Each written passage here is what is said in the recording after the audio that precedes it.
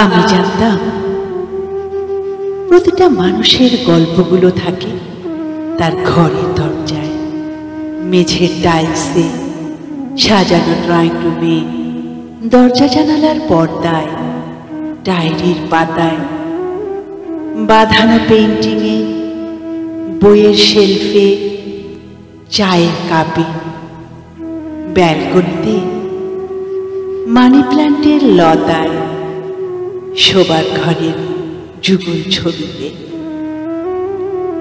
আমি ভাবতাম কারো ঘরের ভেতর পা রেখে চারিদিকে দৃষ্টিটা বুলিয়ে নিলে অনেকটাই পড়ে ফেলা যায় কেমন সে ঘরের মানুষটা, কি তার জীবনের গল্প। বহুদিন ধরে মানুষটার সাথে থাকা ঘরের আসবাবগুলো সবাই যেন তার হয়ে কথা বলে ওঠে। আমি গল্প লিখতে ভালোবাসি, গল্প খুঁজে বেড়াই।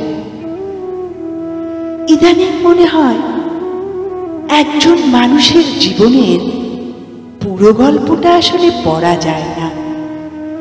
সব চেনা জানা সাদামাটা গল্পের পেছনে থেকে যায় অজানা কিছু ভয়ঙ্কর গল্প। তাই খুঁজতে গিয়ে ভেজা মাটির গন্ধ, আমি পাই তাজা রক্তের ঘ্রাণ। দেয়ালে টাঙানো শিশুর কোমল হাসির ছবির পেছনে হায়নারা বিভৎস চেহারায় দাঁত কেলিয়ে হাসে। ব্যালকনির টপ থেকে লতানো মানি প্ল্যান্টগুলো গোখরো সাপ হয়ে ছোবল দিতে চায়। দরজা জানলা খুলি না, অস্ত্রের গোলা বারুদের গন্ধ আর কাঁদানে গ্যাসের ভয়ে।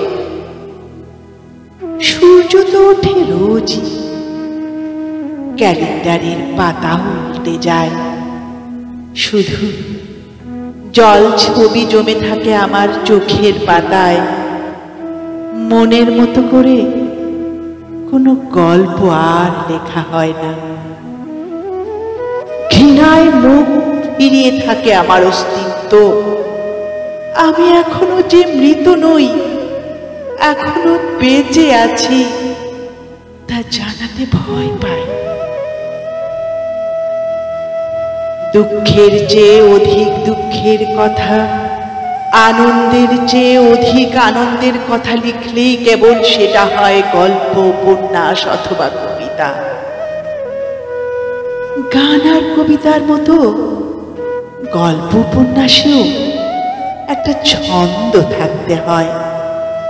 কিভাবে নেচে নেচে সে এগিয়ে যাবে, কোথায় সুরটা করুণ ভাবে বাজবে, কোথায় লয়টা বেড়ে আন্দোলিত হবে, প্রচন্ড ঝড় উঠাতে হবে কোথায়, অথবা তুমুল বৃষ্টি নামিয়ে দিতে হবে কোথায়, কিংবা কিছুই হলো না।